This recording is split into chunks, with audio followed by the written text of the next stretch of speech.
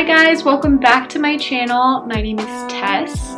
So I have been thinking so much about this recently graduated class of new estheticians, and I wanted to make a video for you and give you my top 5 tips for new graduates, because I really have been thinking so much about you guys and just how proud I am of you for putting blind faith in a completely new career. I know with the pandemic, you guys had just so many circumstances that were out of your control and that caused you to have to wait longer, to not get your hands on as many clients as you want, to have to do more virtual as opposed to in-person learning, and it just took a lot of patience, and I'm just so proud of you guys. So I want to dedicate this video to you. I hope it helps. I know you guys are going to be amazing entering the workforce, but I'm just so proud of you, and I hope this video helps. So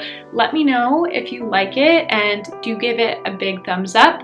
Don't forget to subscribe for more, and let me know what you think in the comments. And let's get into the tips. Tip number 1, I feel like everybody needs to hear this, including myself. Tip number 1 is do not rush. You guys are not in a rush. Obviously, everybody wants to find a job. We need a job to survive, but you have made it this far, so do not feel pressure because you haven't found a job yet, or you feel pressure from other people. I feel like so much of our stress in life comes from other people's timelines and us absorbing that expectation. So if you haven't found a job, it is okay. We have just been through a huge economic shift. It's been a little bit of a weird time. So please be patient with yourself. Trust that you will find a job. So maybe enjoy this time. Enjoy time with your family or your loved ones, because once you're in that job, you are, obviously very dedicated. So just trust that you will find the job and you will find the right fit for you. Understand that the first job you find out of ESTY school does not have to be your forever job. It could just be a stepping stone.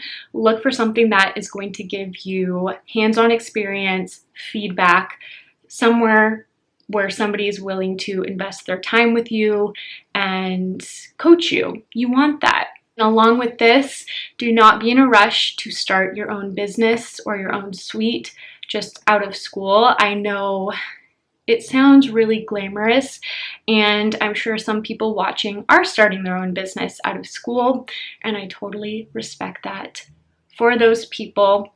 But if I could give anyone any advice, it would be to go work for somebody else, even for a short period of time, even just a year, because you don't know what you don't know. You haven't seen the standards that other businesses have set for the service. I had no idea how to give a really great facial until really my second job, where I learned that there were certain techniques and certain ways to communicate my professionalism. The first job I was in, I was basically sitting there for 6 months without feedback and thinking I was doing great, but also not really knowing what I was doing.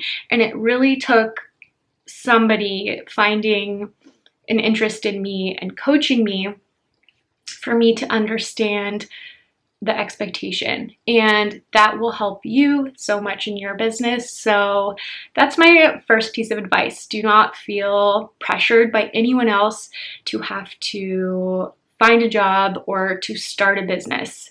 You're not in a rush. Life is long.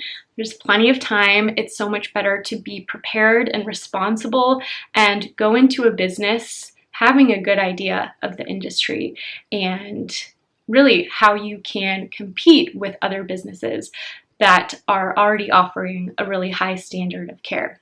Tip number 2 is continuing education. So I actually posted on my Instagram stories, and I have a whole podcast with even more tips for you guys coming out soon, but I wanted to kind of compile some that were like mostly just my thoughts. But Everybody kept saying this when I posted on stories, like continue education. And it is so important. I know it sounds basic and simple and you're like, of course, but when you're fresh out of school, obviously you want to continue to take classes because you don't know a ton getting out of ST school. You need to continue education to treat basic skin conditions. But even once you get to the point where you feel like you can treat anybody who walks in your door, there's still more to learn, and that's the beauty of the industry. There's always new innovation, new science, new information coming out. So staying curious will keep you excited to go to work and to talk to people. So I really recommend it just to kind of like keep your passion alive. Tip number 3 is to niche down, specialize, get really specific about what service do you. Tip number 3 is to niche down, specialize, and just get really specific about what service you actually really love to perform. I don't think there's any set time period where you have to know what your niche is, but just start to think about it, and it can even be as simple as thinking about what service just is fun to give, like what lights you up. It could be a service that you were initially attracted to just starting school. It could be something you discovered later on. But I just say this because I actually didn't even know it was a good thing to specialize when I was in school. And I know it sounds silly, you guys are probably more savvy than I was, but I think it's because school is structured to expose you to every service so you can pass state board and you have more options going into the workforce.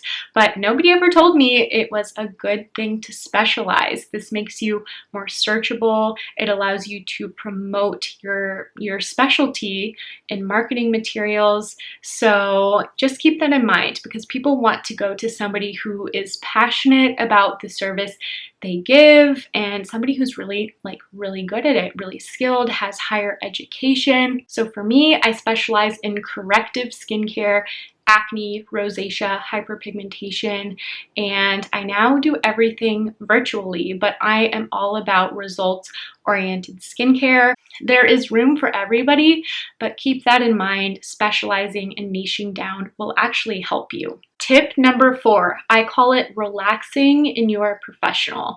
I did a whole Instagram post on relaxing in your professional and what it means.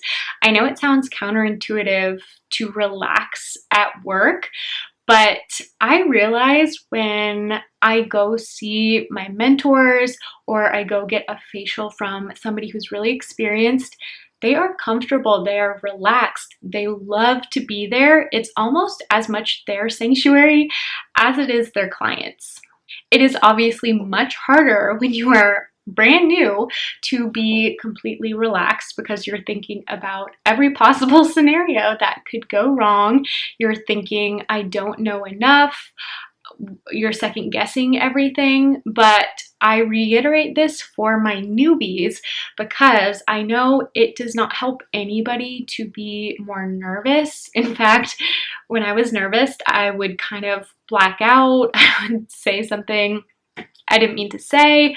I was not performing at my peak because I was not in my best natural state. Your natural state is going to allow you to be yourself, to connect, to feel like you're in the present moment, and to relax. And you can really perform at your best when you're trusting yourself. So that's what relaxing in your professional is about. It doesn't mean you know everything. It just means you trust yourself to figure it out, whether it goes good or bad.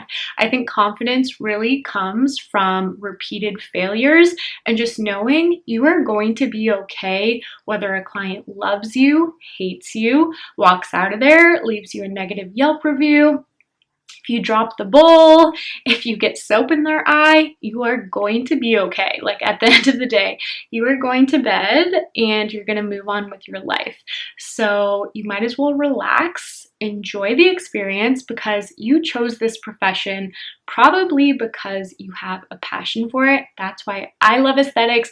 Everyone is so passionate about the job or their niche. So try to relax in your professional. know that you have all the tools at your disposal. And even as a newbie, even if you don't know the answer to a question, something comes up and you don't know, it is okay to say, hold on, let me find out the answer and I will get right back to you. So do not feel this pressure to be this perfect esthetician, or you look at somebody on social media and you think, I want to be like this esthetician. She's perfect, she's got it all together, so I'm going to put on a front and interface with clients having a front because I'm not confident in myself. What I'm saying is be yourself, and trust your abilities. Tip number 5, this actually came up a bunch when I posted my question box. A lot of estheticians repeated this, and I talk about it more in my podcast. But tip number 5 is to put client relationships first. So I know that sounds simple and basic, but I say that because there are going to be so many situations that come up in the treatment room where maybe your manager wants you to sell a certain amount of product, or you want to reach a quota, or you just want to make more money on commission, or you feel like it would be really easy to upsell somebody on something they don't need. I also bring this up because I was talking to an SD student recently, and she said every time she's gone in for a facial, she has always felt like the esthetician was just trying to sell her something.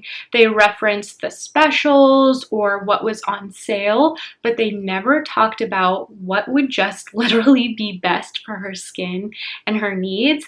And I was like, oh my gosh, that's so true. And that's, I think, why I feel very called to make people personalized treatment plans and give them personal advice, because I felt like that too. Like I felt like there's this cookie cutter response from some estheticians where they're doing their job or they're saying what they're told to say, but it takes the connection and the human relationship out of the equation. And nobody wants to buy from somebody when they feel like they're just being sold a product. Tell that person why it will benefit them and their skin, and refocus your retail strategy, because I think retail is incredible. I think it can give estheticians such a better quality of life. It will make your clients loyal to you because they see the results.